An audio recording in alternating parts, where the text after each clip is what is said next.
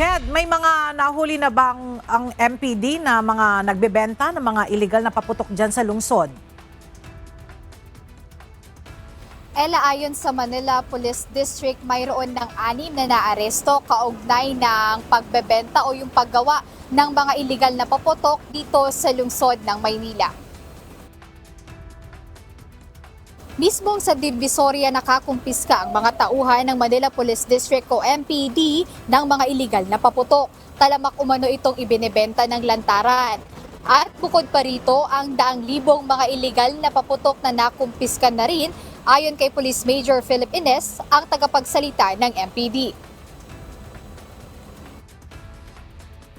Yung ating mga tagubilin at yung ating na mga campaign against doon sa mga illegal firecrackers tuloy-tuloy yan. Kung saan, yung araw ay meron na tayong 6 na na-arresto dyan. At meron na tayong ulit mga 900,000 na nakumpiska na mga halaga, yung mga nagagawal na pamutok.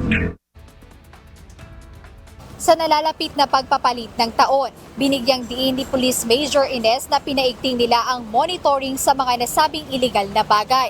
Kung saan aniya, hindi lang sa tradisyonal o physical na bentahan ang kanilang binabantayan, kundi pati na rin sa online. Kalinsabay nito ang mga paalala ng MPD sa publiko na huwag nang tangkain na gumawa o magbenta ng mga illegal na paputok.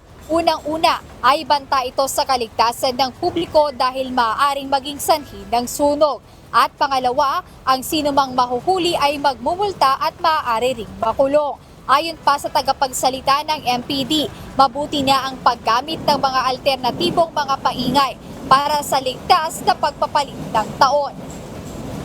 Ela, ngayong araw mismong dito sa Kartilya ng Katipunan sa Maynila ay nagkaroon ng kick-off ceremony para doon sa Oplan Paalala Iwas Paputok 2025 na pinangunahan ni Malena City Mayor Isko Moreno at nabanggit ng alkalde kanina na sa pagpapalit ng taon ay walang inorganize ang pamahalaang lungsod na community fireworks display. Kaya kung magkakaroon man ng mga community fireworks display dito sa lungsod ng Maynila, ay mga pribadong sektor o mga pribadong individual ang nag-organisa nito. Ayan muna update mula rito sa Maynila. Balik sa inyo, Ella.